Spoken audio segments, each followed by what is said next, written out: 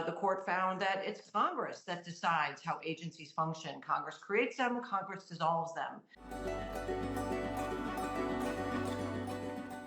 Breaking news, a federal judge just ruled the Trump administration must immediately reinstate thousands of probationary employees who were fired last month from a half dozen federal agencies. Senior reporter Catherine Faulders joins me now to tell us what we know. Catherine. Yeah, Kira, this is a big deal from a federal judge out in California who essentially issued this scathing rebuke of the Trump administration as it has to do with those nearly 20,000 probationary workers who were fired. Probationary workers are workers who have worked in the government for a short period of time, 1 to 2 years, and following multiple agencies terminating them. The judge says that they didn't follow the proper process, that they've unlawfully terminated these workers because they've said that this was for performance reasons. He said that in a lot of cases, they were not terminated for performance reasons, that they didn't follow the process established in federal law. The judge said that the government used, quote, lies and gimmicks to unlawfully terminate these workers. He's ordered them immediately reinstated. It will be a bit of a process. How this happens, if they're walking into their buildings today, is a bit unclear. But the judge has ordered these government agencies to essentially produce a report in the coming days. Each individual agency needs to essentially say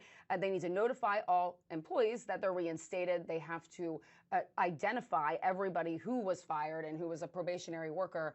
So it is a big ruling, and I'm sure a lot of these, obviously, these outside groups who represent federal workers are applauding the judge's actions. Of course, this can still be appealed by the government, which we do expect. All right, so we're talking about Veterans Affairs, Department of Agriculture, Department of Defense, Department of Energy, Department of Treasury.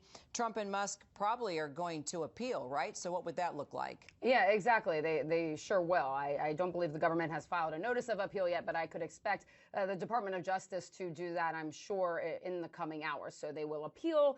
It's possible that an appeals court could issue a stay and that this could be paused. But again, this will be a process. It will play out. So they will likely do that. And then we will hear from the court, the higher court, on whether or not they put this pause into effect. But right now, this judge has ruled that all of these workers must be reinstated.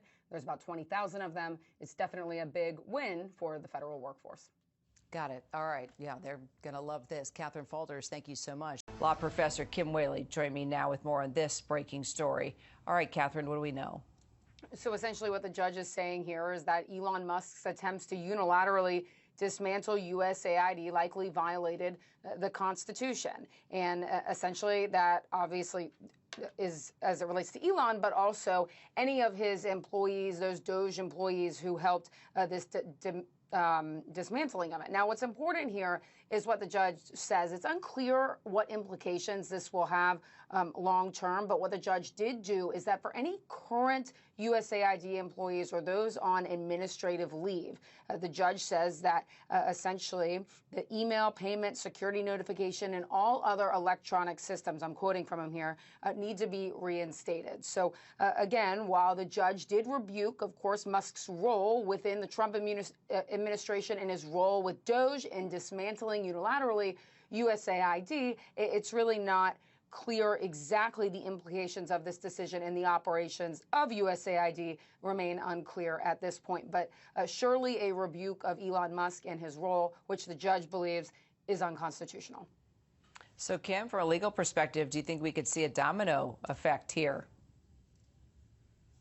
In theory, I mean, what the judge basically said is that there was nothing in the record showing that Elon Musk's decisions were actually ratified or approved by people higher up in the chain of command, such as Secretary of State Marco Rubio, who is the de facto head of USAID. So my guess is that the Trump administration will come back and do that and will rubber stamp Musk's decision making. But I do think this is an important ruling and a message from the federal judiciary that this is unconstitutional. And it frankly, I agree with that. The court basically found that, the appointments clause of Article 2 requires Senate confirmation for someone exercising the kind of power that Elon Musk is exercising. In addition, The court found that it's Congress that decides how agencies function. Congress creates them, Congress dissolves them. So, it's unclear really if, like I said, my expectation is the Trump administration will come back and check that box.